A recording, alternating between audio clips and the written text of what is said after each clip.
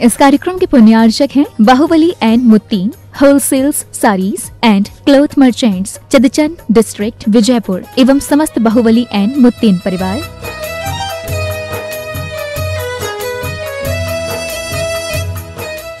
महावीरा ज़ीरोन पौधों को दे सूक्ष्म तत्वों का पोषण, उनमें डाले नई जान। महावीरा ज़ीरोन। राजगुरु ज्योतिष चमत्कारी विश्वविख्यात पवन जी शास्त्री। समस्या कैसी भी हो, समस्याओं का समाधान एक ही बार में, 100% गारंटी से निवारण। फैमिली प्रॉब्लम, व्यापार बिजनेस में नुकसान, सगाई शादी में रुकावट, फंसे हुए पैसे, डिवोर्स समस्या एवं अन्य समस्याओं के समाधान के लिए एक बार कॉल अवश्य करें। Mobile number 8209931336 9737202129।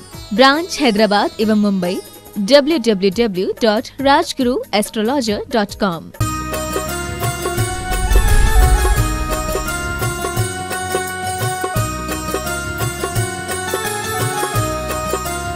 बोले देवादेव श्री आदिनाथ भगवान की जय जय जय।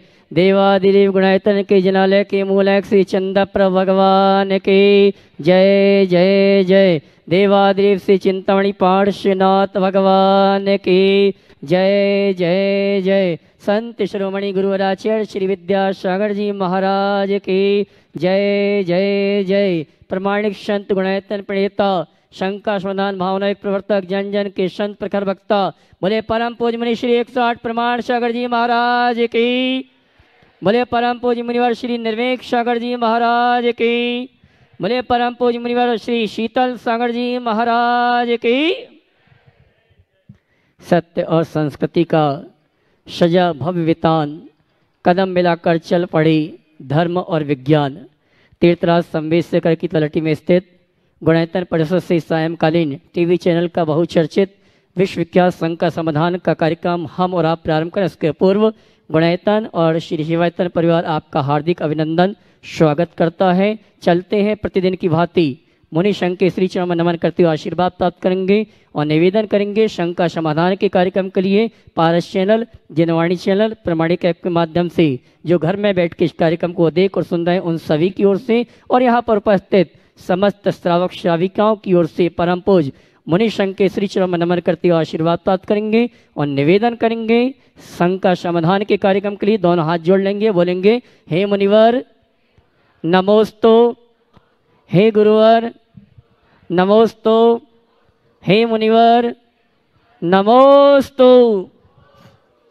आइए गुरुवर के आशीर्वाद से हम और आप टीवी चैनल का बहुचर्चित विश्वविख्यात संघ का समाधान का कार्यक्रम प्रारंभ करें। उसके पूर्व गुणायतन का अवलोकन करने के बाद जिन्होंने गुणायतन से जुड़ने का भाव व्यक्त किया है, ऐसे पुण्याजकों के नामों की घोषणा यहाँ से की जा रही है। अगर उपस्थित हैं तो अपने स्थान में खड़े होकर गुरुवर का आशीर्वाद प्राप्त करेंगे और कैमरा में सभी को कवर करेंगे। स्वर्ण दान देकर जीवन को स्वर्ण रूप प्रदान किया है पुष्पा देवी प्रेमचंद जी अहमदाबाद। अगर उपस्थित है तो अपने स्थान में खड़े होकर गुरुवर का आशीर्वाद प्राप्त करेंगे और मैं चाहूँगा उनके सम्मान में आप जोरदार ताली बजाकर उनका सम्मान करें। इसी क्रम में निर्माण निधि के रूप में श्रीमती पुष्पा जी प्रेमचंद जी, श्री मुकेश जी अहमदाबाद, इन्होंने भी निर्माण निधि के रूप में गुणायतन से जुड़ने का अवसर प्राप्त किया। अगर उपस्थित हैं तो पूज्य गुरुवर का आशीर्वाद प्राप्त करें। शायद हमारे बीच उपस्थित नहीं, मैं चाहूँगा उनके सम्मान में आप जोरदार ताली बजाकर उनका सम्मान करें। और आइए गुणायतन में जिन्होंने सहयोग प्रदान किया, श्रीमान उदय चंद जी, श्रीमती मंजुलता जी, रिटायर्ड जिला न्यायाधीश इंदौर मध्य प्रदेश, हमारे बीच उपस्थित है। मैं चाहूँगा परम पूज्य मुनिवर की वंदना करने के लिए मंच पर आएँ और उनके सम्मान के लिए मैं आवाज़ दूंगा। गुणायतन से श्रीमान प्रदुम जी दिल्ली और श्रीमान कपूर जैन जी कोटा, ये आएंगे हमारे सम्माननीय रिटायर्ड जिला न्यायाधीश इंदौर, इनका सम्मान का कार्यक्रम संपन्न करेंगे। इन्होंने गुणायतन के लिए 33,000 रुपये की राशि प्रदान की है। जोरदार ताली बजाकर उनका सम्मान करें।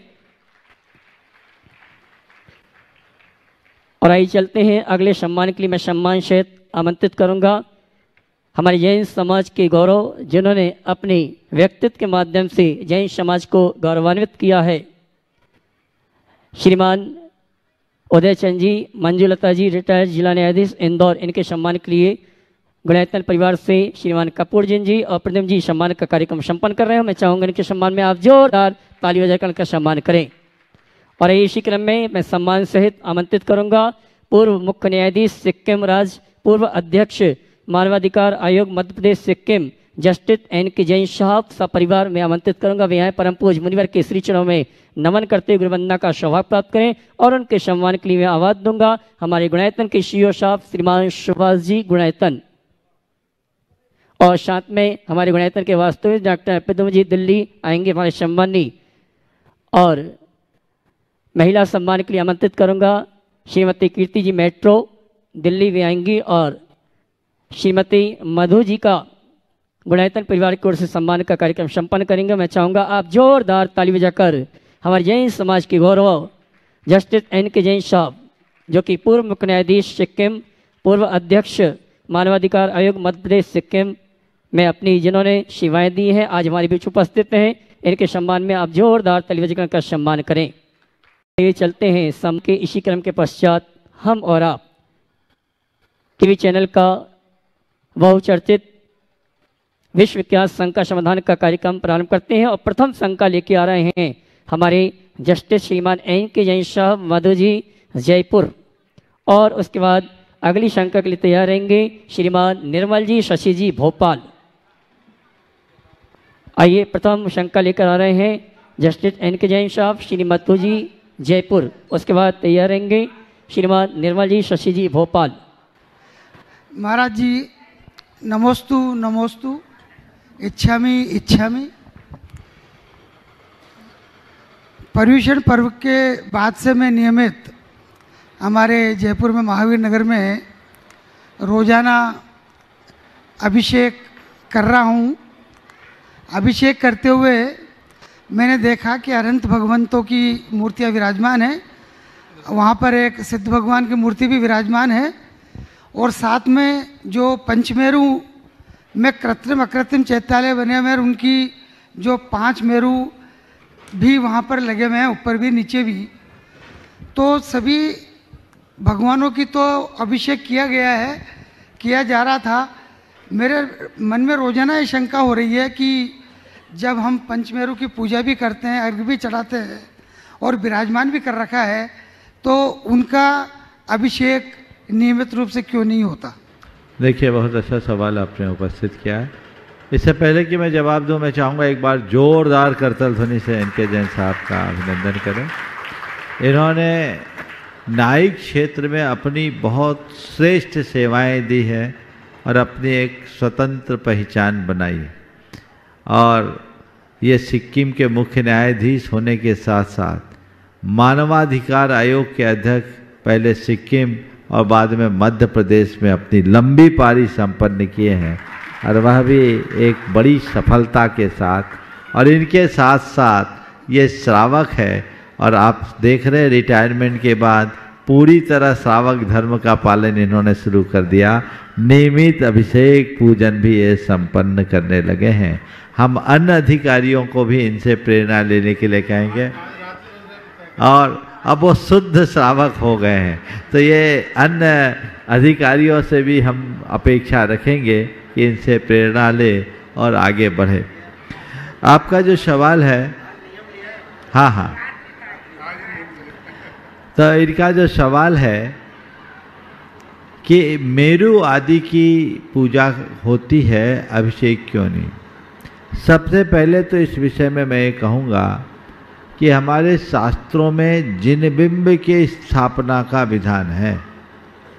मेरु आदि संरचना है, मेरु की संरचना कर उसमें जिन बिंब की स्थापना का विधान है।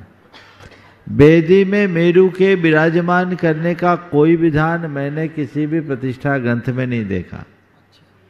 मंदिरों में पुराने मेरु दिखते हैं, पीतल के बने हुए बड़े बड़े जिनमें जिनबिंब है। आप देखते हैं हाथी जैसा निकला वो गजदंत है, लेकिन प्रतिष्ठा शास्त्रों में इसका कोई विधान देखने को नहीं मिला। इनकी शुद्धि होती है और उसी को प्रतिष्ठा माना जाता है। ये रचनाएं हैं जो विशेष पूजा विधान में काम आते हैं। कायदे से इनकी स्वतंत्र वेदी बननी चाहिए जहां इनकी स्थापना हो। पर स्थान के अभाव में लोग वेदियों में विराजमान कर देते हैं। और आजकल तो इतने इतने से रहते हैं, उसमें इतने इतने से भगवान होते हैं, उनकी प्रतिष्ठा भी सही रीति से नहीं हो पाती। तो ये चूँकि रचना है, इसलिए इनके नित्य अभिषेक आदि की व्यवस्था नहीं होती। बिंब का अभिषेक है, जिनेंद्र भगवान का अभिषेक है, इसलिए उसको उसी तरीके से देखना चाहिए। इसलिए आपके मंदिर में जो व्यवस्थाएं बनी हैं मैं समझता हूँ सही है। अष्टानिका आदि में जब पंचमेरु की पूजा करते हैं तो मेरु की स्थापना की जाती है, और वो भी स्थापना करके मेरु के जिनालियों की पूजा की जाती, उसमें भी अभिषेक नहीं देखते। नमस्ते श्रीमती मधु जी जयपुर, उसके बाद श्रीमान निर्मल जी शशि जी भोपाल। नमोस्तु महाराज जी, नमोस्तु नमोस्तु नमोस्तु। छुलक जी को इच्छा में महाराज जी, मन से ज़्यादा उपजाऊ जगह कोई नहीं है, क्योंकि वहाँ जो कुछ भी बोया जाए बढ़ता ज़रूर है, चाहे वह विचार हो, वाणी हो, नफरत हो या फिर प्यार हो। तो महाराज जी 4 बातों से इसका समाधान कीजिए। मन से उपजाऊ जगह कोई नहीं है, जो भी है बोएंगे वो पनपेगा, चाहे विचार हो, प्यार हो, नफरत हो, वाणी हो, सब पनपते हैं। ये बहुत अच्छी बात आपने की। पर मैं इतना ही कहूँगा कि अगर मन की भूमि में हमें ये पता है कि जो बोए वो उगता है, तो हमें 4 बातों का ध्यान रखना है। क्या उगा हुआ है, किसे बोना है, कब बोना है और कैसे बोना है। अभी हमारे मन की भूमि में क्या उगा हुआ है पहले तो ये देखो। तो कहीं झाड़ झंकार तो नहीं है, कैक्टस के कांटे तो नहीं है। यदि है तो उसे साफ करना जरूरी है। क्या उगा है, अब क्या उगाना है ये हम तय करें। तो हम प्यार का गुलाब खिलाना चाहते हैं, तो तीसरा सवाल होगा कैसे उगाना है। तो पहले जो कैक्टस है उसे उखाड़ो, मनोभूमि को शुद्ध बनाओ। और कब उगाना है, जब मनोभूमि शुद्ध हो जाए, मन की मिट्टी नम हो जाए, तो गुलाब के बीज बो दो, वो खिलेंगे और जीवन महक उठेगा। श्रीमान निर्मल जी शशि जी भोपाल, उसके बाद सम्मान सहित आवाज दूंगा निजी सचिव केंद्रीय स्वास्थ्य परिवार कल्याण मंत्री भारत सरकार श्रीमान वैभव जी शशि बजाज। महाराज द्वय के चरणों में त्रिबार नमोस्तु नमोस्तु नमोस्तु। छुल्लक जी के चरणों में इच्छामि इच्छामि इच्छामि। महाराज श्री, जब किसी की प्रशंसा हो रही होती है तो कुछ लोगों को बड़ी तकलीफ होती है, या यूँ कहिए कि उनको जेलसी की भावना उत्पन्न हो जाती है। उसके विपरीत यदि उसी व्यक्ति की यदि बुराई हो रही होती है तो जो लोग चुप रहते हैं वो भी महाराज जी बोलने लगते हैं। ऐसा क्यों होता है महाराज श्री, कृपया बताइए। हमने 2 तरह के प्राणी देखे, एक मक्खी और दूसरा भौरा। मक्खी के लिए मिठाई की थाली हो ना, और बाजू में मल पड़ा हो, तो मिठाई को छोड़कर मल में मडराने में ज़्यादा मज़ा आता है। और भौरा हमेशा फूलों पर मडराता है। मैं क्या बताऊं, मुझे ऐसा दिखता है आजकल भौरे कम, मक्खियों की पैदावार ज़्यादा हो गई है, इसलिए वो भिन भिनाने का काम करते हैं। वो उनका स्वभाव है, और उनका जो स्वभाव है उन्हें करने दो। हमें उसके प्रभाव में बिल्कुल नहीं आना। हमें तो अगर फूल बनने का मौका मिला है तो खिले रहना है, और अपने सौरभ से सारे जगत को महकाते रहना है, ये प्रयास करें। नमोस्तु महाराज जी। श्रीमान वैभव जी शशि जी बजाज, उसके बाद श्रीमान उदय चंद जी श्रीमती मंजुलता जी रिटायर्ड जिला न्यायाधीश इंदौर। नमोस्तु गुरुदेव, नमोस्तु नमोस्तु नमोस्तु। गुरुदेव, आज वंदना के बाद जो गुणायतन का थीम पार्क बनाने की बात चल रही है वो देखने का मौका मिला। गुरुदेव, वास्तव में मतलब ये जो कंसेप्ट है और उधर पे जो बात हुआ, तो ये वास्तव में समाज के भविष्य में जो बच्चे हैं या जो भी लोग हैं उनके लिए बहुत बड़ी देन होगी कि वो धर्म के मर्म को भी समझ सकें, इस तरह से बताया गया है। तो इसके लिए तो सबसे पहले गुरुदेव आपने इस तरह से सोचा कि समाज को क्या चीज़ मिले, उसके लिए मैं सबसे पहले आपके नमस्कार करता हूँ गुरुदेव। और इसके बारे में थोड़ा सा और बताएं गुरुदेव, बस यही निवेदन है। नमस्कार गुरुदेव।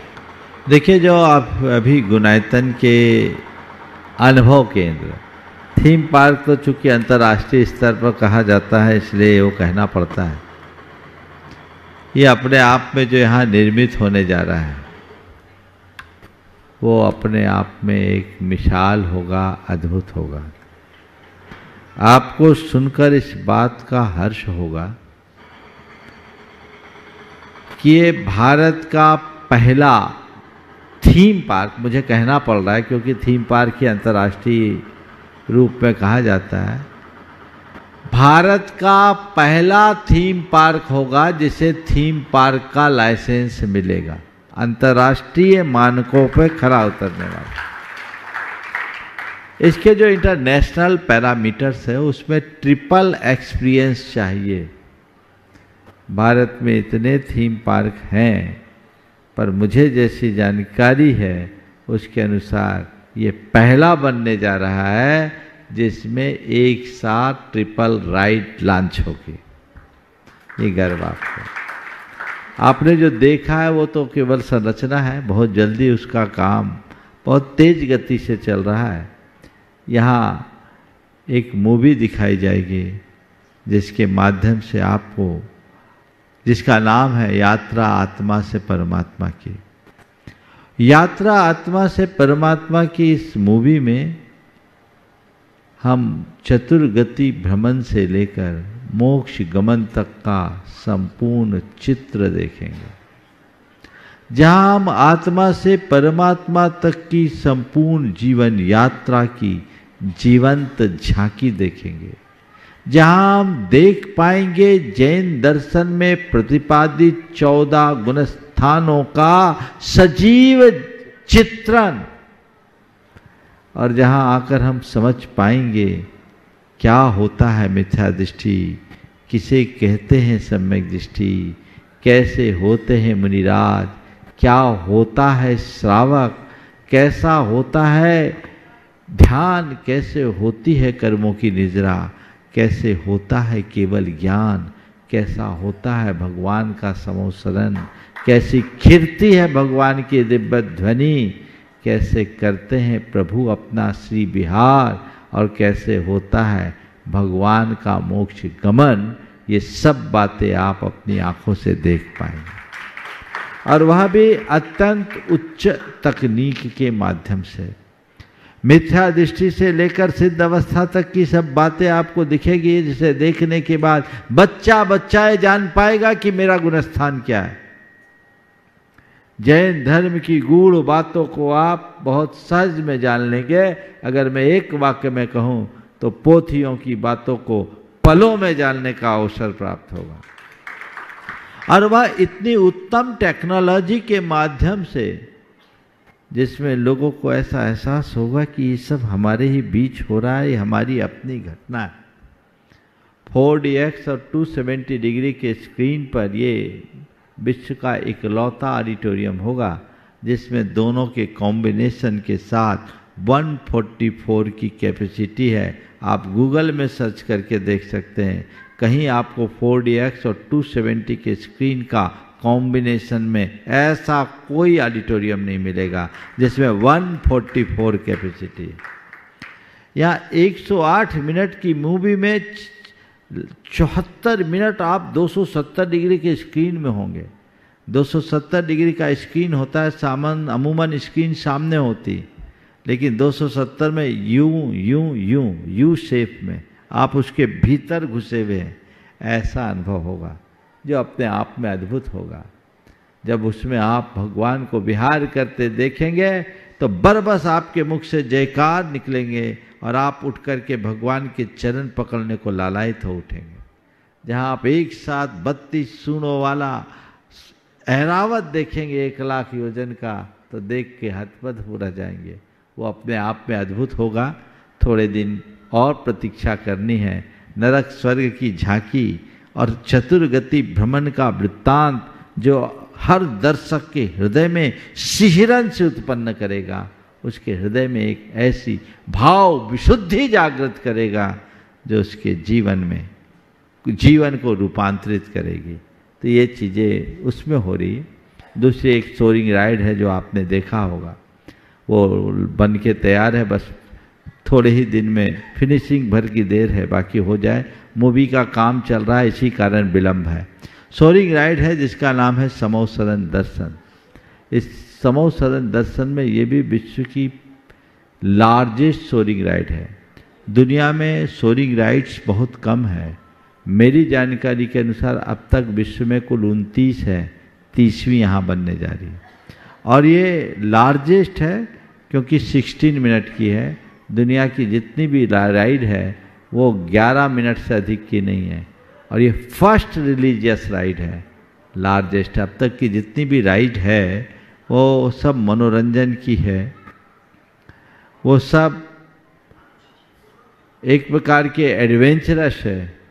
ये रिलीजियस राइड है जहाँ आपको ऐसा महसूस होगा मानो साक्षात भगवान के समो शरण में जा रहे हैं। हमने सुना है कि कभी भगवान का समो शरण आता था। हमने सुना है कि अभी तीर्थंकर परमात्मा विहार करते थे, देखा नहीं। लेकिन यहाँ जब हम आएंगे तो भूल जाएंगे कि चौथे काल में, हम पंचम काल में यहाँ शिखर जी आए। हमको ऐसा लगेगा मानो चौथे काल में हम साक्षात भगवान महावीर के समो शरण में आए। एक अलग प्रकार की अनुभूति यहाँ होने जा रही है। अब बहुत जल्दी वह साकार होगी। काम तीव्र गति से चल रहा है, लेकिन आप सबको पता है ये सब टेक्नोलॉजी वेस्ट काम है और बहुत कठिन काम है, समय साध्य काम है। आगम की एक एक बातों को इस तरह से रूपांतरित करना एक बहुत बड़ी चुनौती है, लेकिन परम पूज्य गुरुदेव की कृपा से हम उस चुनौती को पूरी तरह से पार करने में समर्थ हुए हैं और बहुत जल्दी वह साकार होकर के आने वाली। नमोस्तु गुरुदेव, नमोस्तु नमोस्तु। और ये तो केवल एक चीज है, इसके साथ गुणायतन का उद्देश्य बहुत व्यापक है। गुणायतन का उद्देश्य केवल एक प्रोजेक्ट तक सीमित रहना नहीं, गुणायतन का उद्देश्य पूरे समाज का गुणात्मक परिवर्तन करना, जैन धर्म की गुणात्मक वृद्धि करना। आप देख रहे हैं प्रतिदिन जो सराग बंधु यहाँ आ रहे हैं, लगभग 150 से 200 आ रहे हैं, अलग अलग क्षेत्रों से आ रहे हैं। ये क्रम आगे भी जारी रहेगा। ये भी गुणायतन का ही एक हिस्सा है। आप प्रामाणिक पाठशाला के कार्यक्रम को देखते हैं, ये भी गुणायतन के एक कार्यक्रम का हिस्सा है। और बहुत सारे कार्य हैं जो गुणायतन साइलेंट मोड में करता जा रहा है। बहुत जल्दी उसके परिणाम जब उभर के आएंगे तब पता लगेगा गुणायतन क्या है।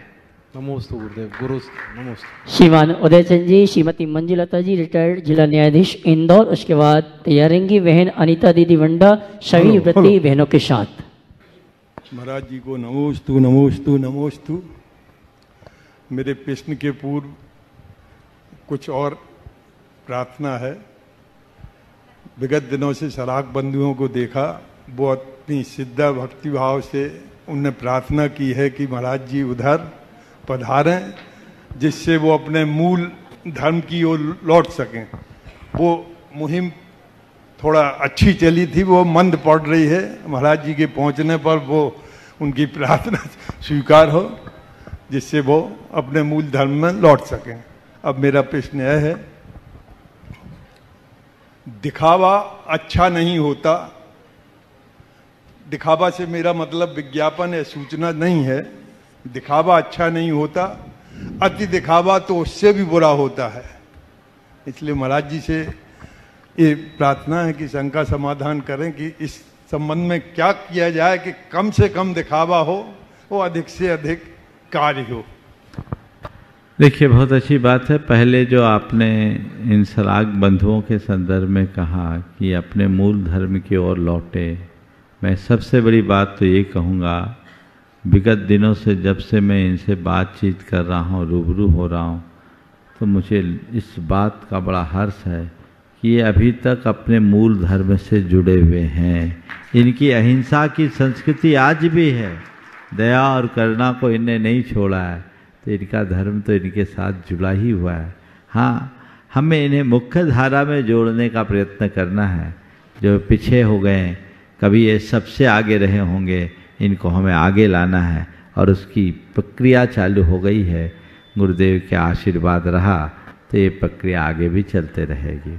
आपने पूछा दिखावा अच्छी बात नहीं है, और अति दिखावा तो और भी बुरी बात है। हम क्या करें? मैं आपसे कहूँगा, आपने जो वाक्य कहा है बिल्कुल सही है। दिखावा और अति दिखावा कतई अच्छी बात नहीं है, पर इसमें दो दृष्टियाँ हैं। चीज़ें दिखना और चीज़ों को दिखाना, इसमें बड़ा अंतर होता है।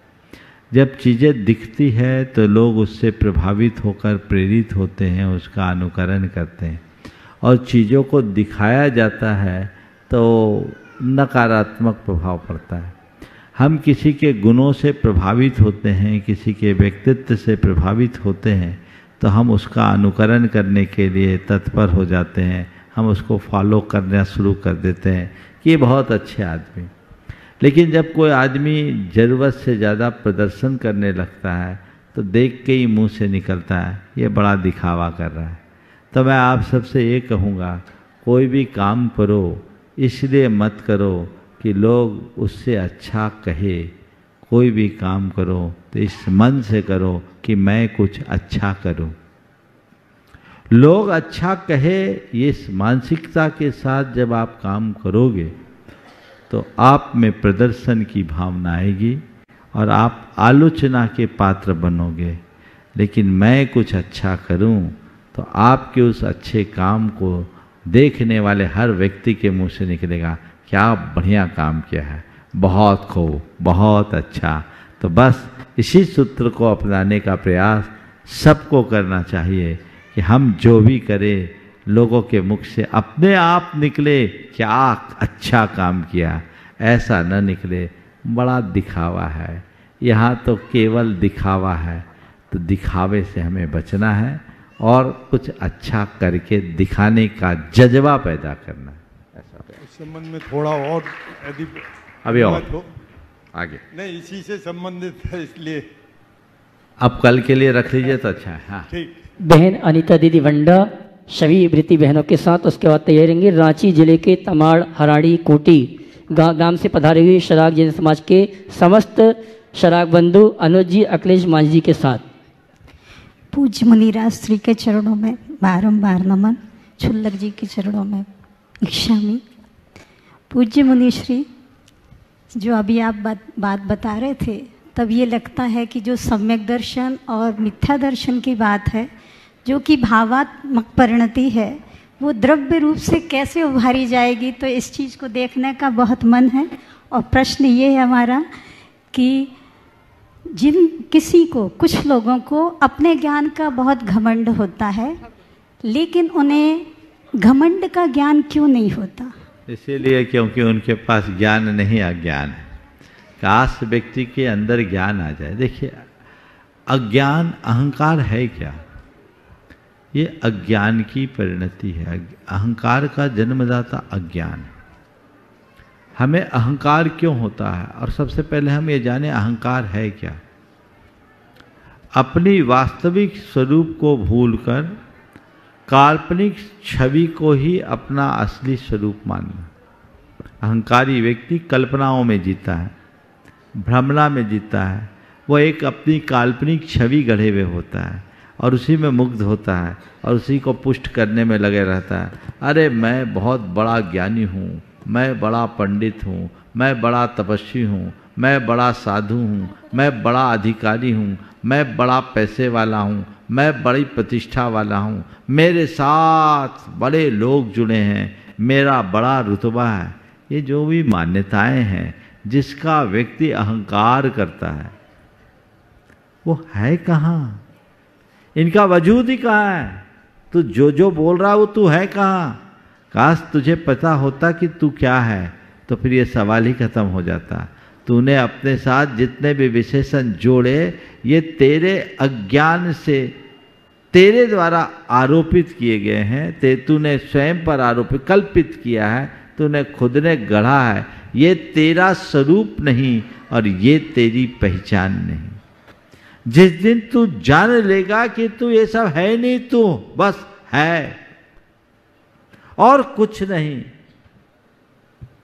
जो तू है उसे पहचान, और जो तू है वही सब है। जैसा तू है वही सब है, वैसे ही सब है। फिर अहंकार कहां? मैं कुछ विशेष हूं। आज व्यक्ति को सामान्य बनकर जीने में आनंद नहीं आता, विशेष बनना चाहता है और कुछ विशेष करके दिखाना चाहता है। यही भाव उसको अशेष कर देता है। तो आपने जो बोला, ज्ञान का घमंड तो होता है, घमंड का ज्ञान नहीं। दरअसल उनके हृदय में ज्ञान है ही नहीं।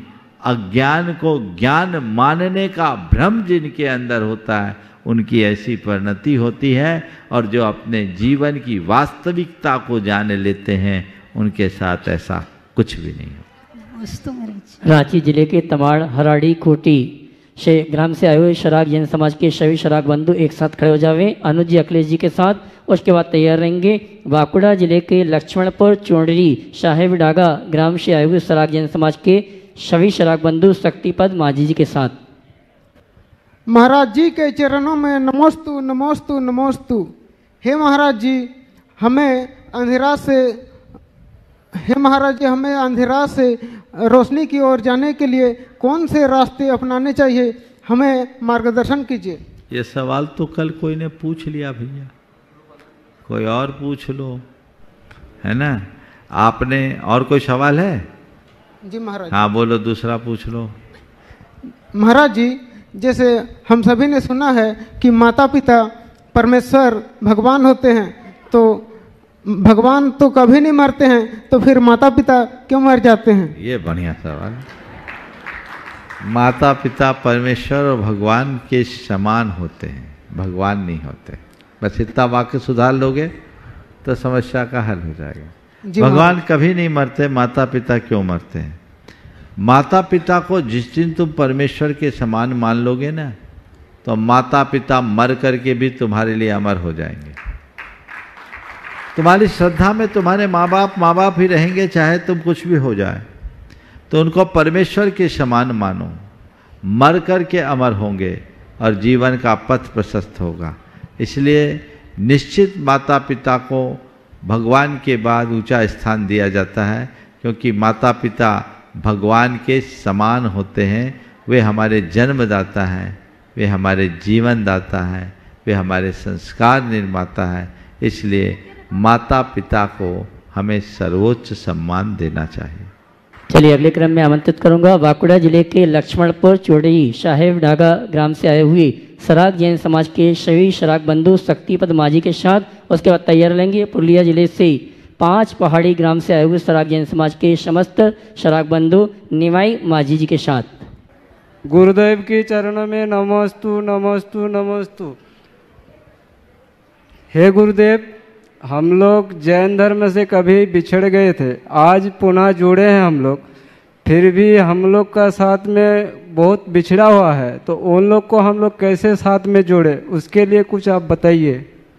देखिए, बात बिल्कुल सही है। आप लोग कभी जैनों में ऊंचा स्थान रखने वाले, ये देखिए पूरी समाज के लिए बहुत सोचने का विषय है कि इतने जैन हैं, इतनी जैनियों की जातियां हैं, पर सबकी पहचान अलग अलग गोत्रों से है और गोत्र भी अलग अलग निमित्तों से बने। गोत्रों से पहचान होती है, सबके अलग अलग गोत्र हैं, लेकिन ये शराग समाज का कितना ऊंचा गौरव है कि इनके गोत्र तीर्थंकरों के नाम से। किसी के आदिदेव गोत्र है, किसी के अजित देव, किसी के धर्मदेव, किसी के शांति देव, आज धर्मदेव और शांति देव वाले लोग आए हैं ज्यादातर, आदि देव आए हैं, यही आए। ऋषिदेव वाला ज्यादा है। हाँ, ऋषिदेव वाला ज्यादा है, ऋषभ देव। तो ये एक पहचान है। तुम लोगों को इस बात का गौरव होना चाहिए कि तुम लोगों की पहचान तीर्थंकरों से है। तुम लोग तीर्थंकर परमात्मा के अनुयायी। पहली जाति है पूरे भारतवर्ष में, 84 जातियां हैं, और जाति भास्कर में तो और हजारों जातियां हैं। उनमें से कोई जाति नहीं जिनकी पहचान उनके परमात्मा से हो। ये गौरव तुम लोगों को है। पिछड़े नहीं, हाँ, संपर्क से दूर रहे, सानिध्य से दूर रहे। तुम लोगों का ये सौभाग्य फिर से लौटा। पिछले दिनों ज्ञान सागर जी महाराज ने अथक प्रयास किया, एक कली टूटी, अब फिर निमित्त जुड़ा है भावना भाव कि ये क्रम अनवरत जारी रहे और आप लोग जुड़े रहो। सबसे पहले अपने आप के मन में ये बात बिठा दो, हम जैन हैं। क्या है? जैन है। हाँ, आपस में क्या बोलते हो? जय जिनेन्द्र। हाँ, बस ये बात अपने अंदर हो जाए तो कहीं नहीं पीछे हटोगे, और हमको पीछे नहीं हटना, हमें आगे बढ़ना है। एक विशेष बात मैंने देखी जो बहुत हर्षित करने वाली है कि ये जितने लोग आ रहे हैं ना, इनमें इनके जो बच्चे हैं और बच्चियां हैं, इनका उत्साह देखने लायक है। ये लोग बड़े थोड़े बहुत ढीले भी हों, बच्चे तो बहुत बहुत उत्साह के साथ जुड़े हैं। ये उत्साह ही इनके भविष्य का संकेत है, जरूर आगे बढ़ेगा। सभी को आशीर्वाद। नमस्तु। इसी क्रम में तैयार रहेंगे पुरुलिया जिले के 5 पहाड़ी ग्राम से आए हुए सराग जैन समाज के समस्त सराग बंधु निवाई माझी के साथ, और इसके बाद तैयार रहेंगे डॉक्टर जितेंद्र जी सराग बंधु कार्यकर्ता उड़ीसा।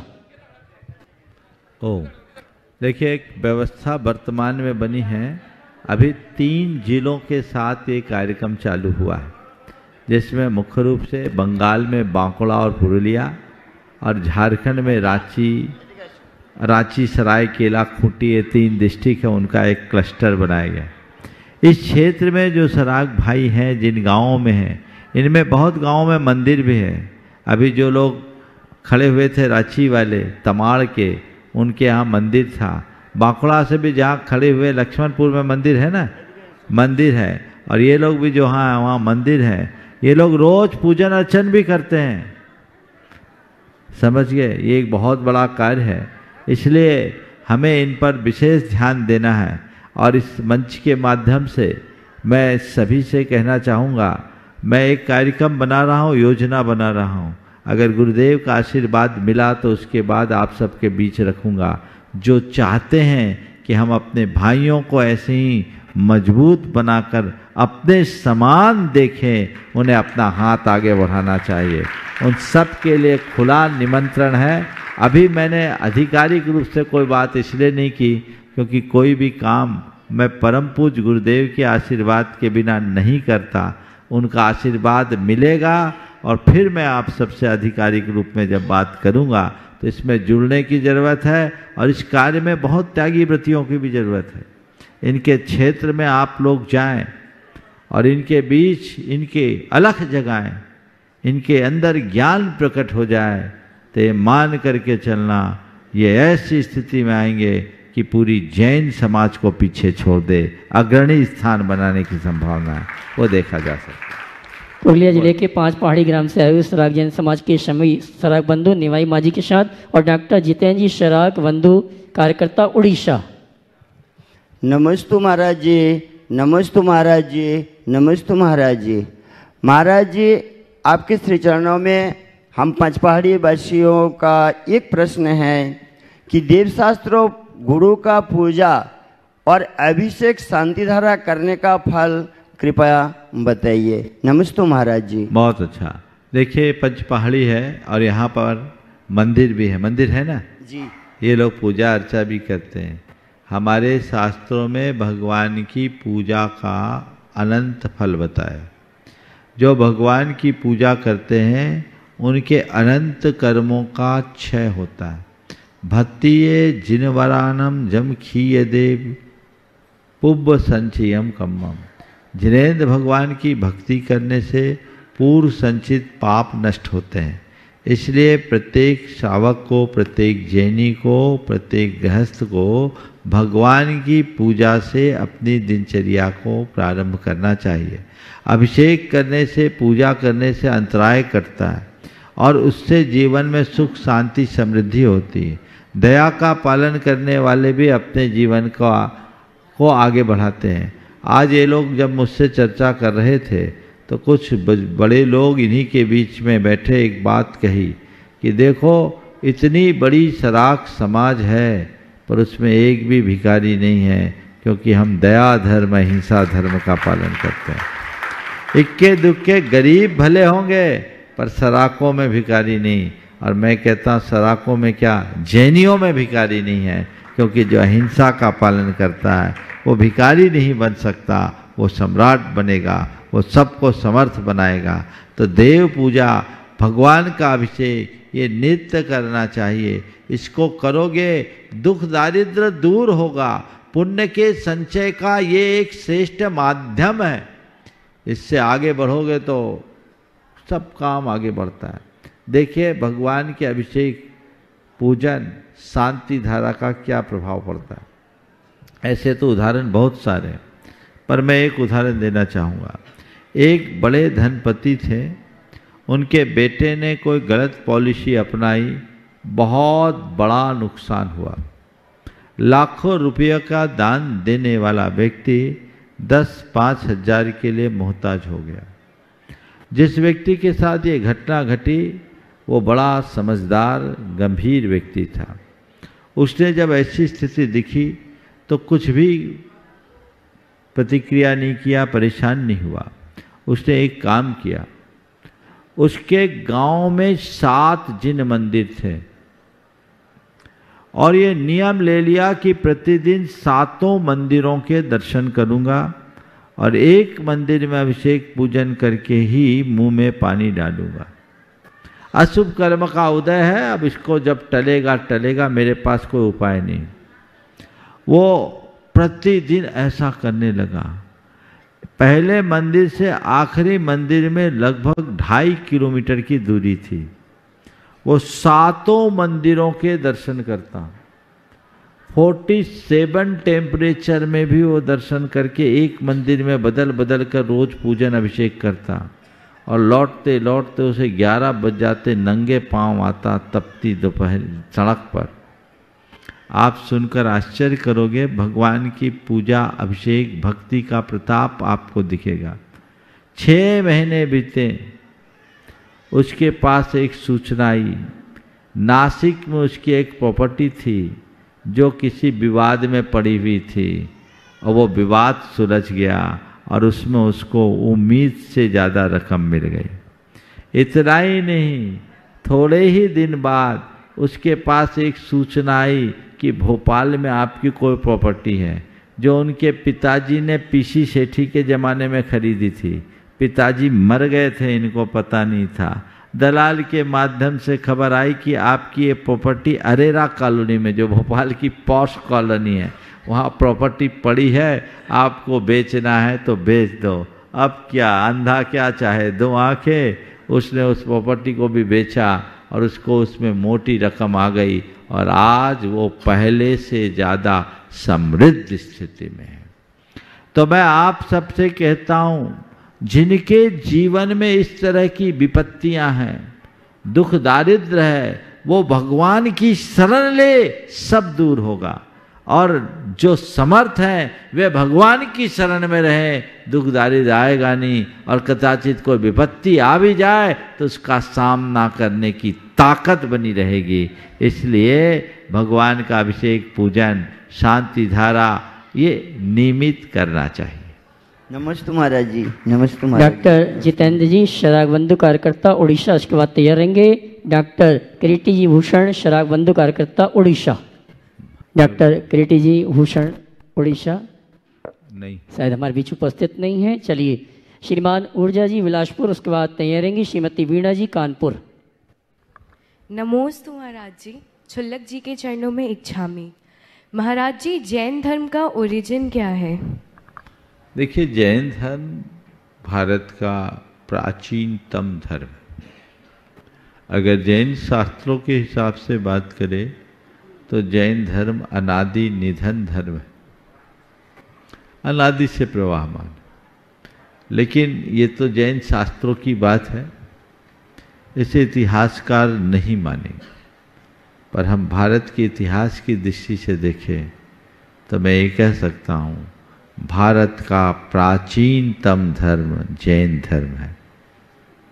भारत की मूल रूप से दो संस्कृतियां हैं, शमन संस्कृति और वैदिक संस्कृति। शमन संस्कृति का प्रतिनिधित्व जैन और बौद्ध करते हैं, वैदिक संस्कृति का प्रतिनिधित्व अन्य धर्म करते हैं। जैन धर्म बहुत प्राचीन धर्म है और किसी भी धर्म के इतिहास को जानने के लिए हमें 3 स्तर पर विचार करना चाहिए। एक साहित्य, दूसरा पुरातत्व और तीसरा अभिलेख। इन तीनों आधार पर जब हम जैन धर्म के इतिहास पर विचार करते हैं तो हम पाते हैं कि जैन धर्म भारत का सबसे पुराना धर्म है। सबसे पहले साहित्य की तरफ हम जाएं तो वर्तमान उपलब्ध साहित्य में सबसे प्राचीन साहित्य ऋग्वेद। अकेले ऋग्वेद में भगवान ऋषभदेव का स्तुति परक 121 बार उल्लेख है।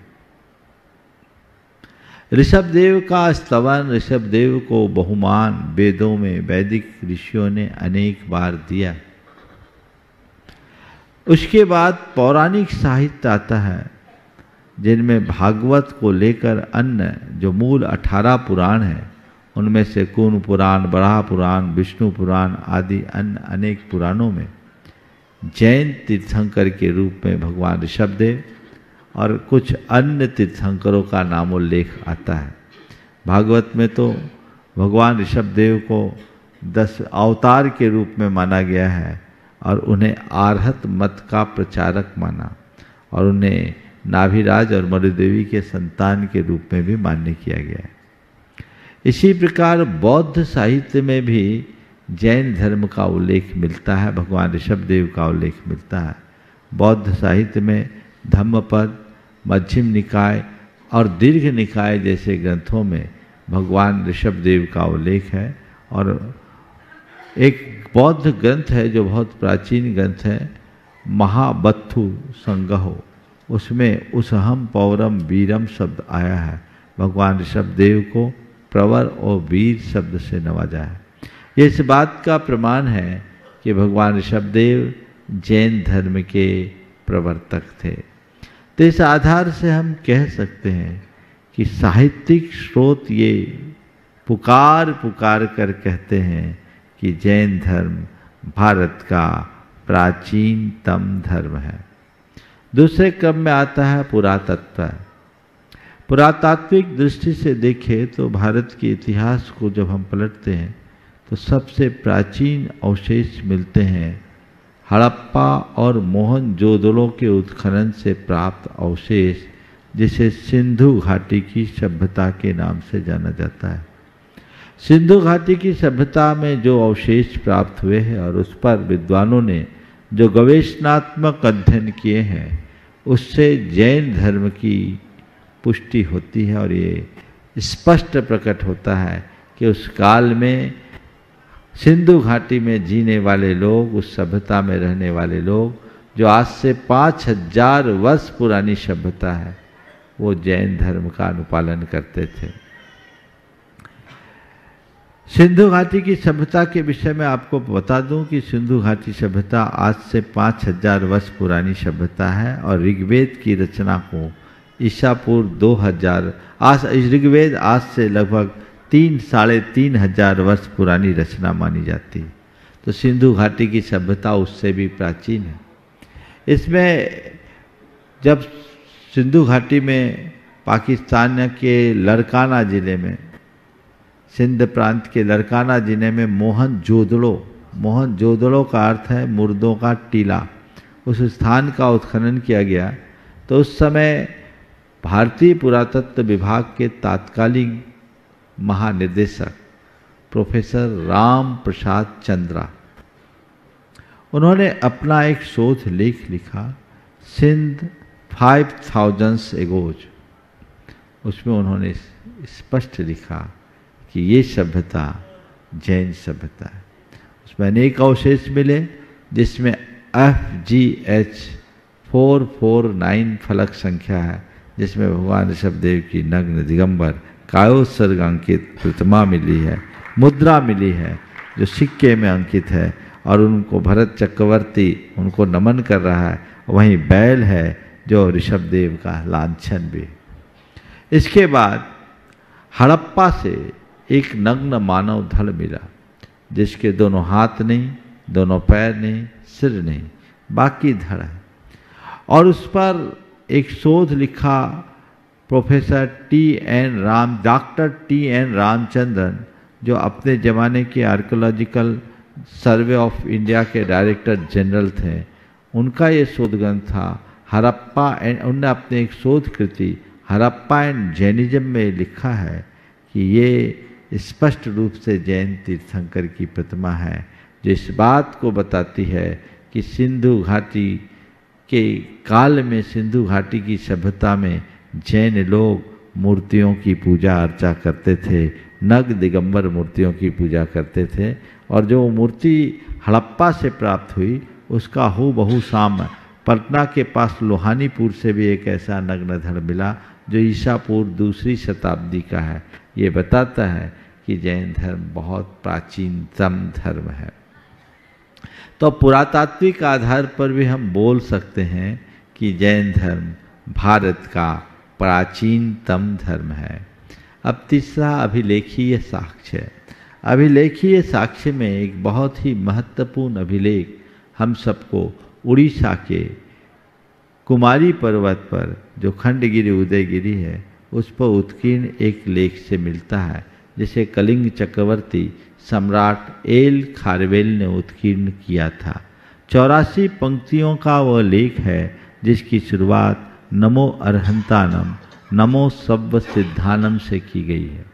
उस लेख में इस बात का विवरण है कि एक कलिंग जिनके नाम से ख्यात भगवान ऋषभदेव की अत्यंत प्राचीन प्रतिमा थी, जिसे कलिंगों से हरकर नंद राजा ले गया था। और नंदों की राजधानी मगध थी। मगध की मुख्य राजधानी उज्जैनी थी, और उज्जैनी मागधों की राजधानी थी। नंद वंशी सभी राजा जैन थे, और वो कलिंग पर चढ़ाई किए भगवान ऋषभदेव की प्रतिमा मिली, वो लेकर के यहाँ विराजमान हो गए। उसके बाद लगभग 150 वर्ष और बीते। नंद जो थे सम्राट चंद्रगुप्त मौर्य के पहले के नंद, भद्रबाहु के टाइम, भगवान महावीर के 150 वर्ष बाद की बात है, वो ले गए। और उसके बाद जब कलिंग में एक प्रतापी राजा हुआ एल खारवेल, जिसे कलिंग चक्रवर्ती की उपाधि दी गई, उसे जब मालूम पड़ा कि हमारी धरोहर को मागधों ने हर लिया, तो उसका चित्त उद्वेलित हो उठा और ये तय किया, जब तक हम मागधों से अपने कलिंग जिनको वापस नहीं लाएंगे, चैन से नहीं बैठेंगे। इसी बीच मगध का राजा हुआ पुष्यमित्र, और मगध की राजधानी उज्जैनी से हटकर पाटलिपुत्र आ गई थी। पुष्यमित्र एक राजा हुआ, और सम्राट एल खारवेल ने दल बल के साथ पुष्यमित्र पर चढ़ाई की, उसे हराया, बंदी बनाया, और भगवान ऋषभदेव की उस प्रतिमा को कहते हैं गजरथ पर विराजमान कर वापस कलिंग लेकर गया, और वहाँ महामहोत्सव किया। 200 योजन तक रहने वाले मुनियों को आमंत्रित किया। आज भी वो हाथी गुफा में उल्लेख एक एक बात को पुकार पुकार करके कह रहा है। तो इस अभिलेखीय साक्ष्य से पता चलता है कि ये कलिंग जिनकी पूजा भगवान महावीर के काल में भी होती थी, जो ऋषभदेव थे। यानी ऋषभदेव भगवान महावीर के काल में भी पूजे जाते थे, और ये तभी पूजे जाते थे जब वो जैन धर्म के आद्य प्रवर्तक के रूप में स्थापित थे। इस विषय में अगर आपको जानना है तो मैं 3-4 विद्वानों का उल्लेख करते हुए उन ग्रंथों का नाम लूँगा। डॉक्टर राधा कुमुद मुखर्जी की कृति हिंदू सभ्यता, जिसमें उन्होंने लिखा है कि जैन धर्म प्राग वैदिक धर्म है, प्राचीन ताम्रयुगीन शैव धर्म से भी प्राचीन धर्म जैन धर्म है।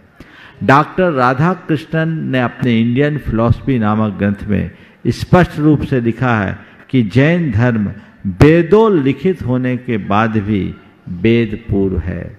इसी तरह प्रोफेसर जयशंकर प्रसाद, वाचस्पति गैरोला, बलदेव उपाध्याय, ये जितने भी प्राच्य विद्वान हैं, और पाश्चात्य विद्वान में Max Muller, doctor Harman Jacobi जैसे बड़े बड़े विज्ञ विद्वानों ने बड़े स्पष्ट शब्दों में लिखा है कि जैन धर्म प्राग वैदिक धर्म है। लोगों को तटस्थ भाव से भारत के इतिहास को समझना चाहिए, इन तथ्यों को जानना चाहिए और उसी अनुरूप अपनी विचारधारा बनानी चाहिए। इस विषय को जिन्हें संक्षेप में जानना है, हमारी कृति जैन धर्म और दर्शन में एक अध्याय है, जैन इतिहास एक झलक। उसमें आपको ये पूरी जानकारी सब प्रमाण प्राप्त हो सकती है। मैं समझता हूँ आप पूरी तरह से समझ गए होंगे कि जैन धर्म का ओरिजिन क्या है। आप इसे समझें और लोगों तक पहुँचाएं। ये उत्तर इसलिए नहीं कि हम किसी से बहस करें, ये उत्तर केवल इसलिए कि लोगों को तथ्यों से अवगत कराएं। समय हो गया, यहीं पर विराम। बोलिए परम पूज्य आचार्य गुरुवर विद्यासागर। बोले परम पूज्य मनीषी प्रमाण।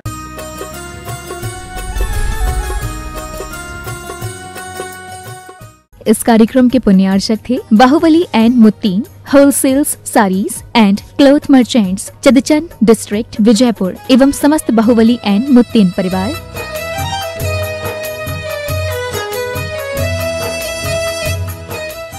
महावीरा जीरोन पौधों को दे सूक्ष्म तत्वों का पोषण, उनमें डाले नई जान। महावीरा जीरोन। राजगुरु ज्योतिष चमत्कारी विश्वविख्यात पवन जी शास्त्री। समस्या कैसी भी हो, समस्याओं का समाधान एक ही बार में, 100% गारंटी से निवारण। फैमिली प्रॉब्लम, व्यापार बिजनेस में नुकसान, सगाई शादी में रुकावट, फंसे हुए पैसे, डिवोर्स समस्या एवं अन्य समस्याओं के समाधान के लिए एक बार कॉल अवश्य करें। Mobile number 8209931336 9737202129। ब्रांच हैदराबाद एवं मुंबई। www.rajguruastrologer.com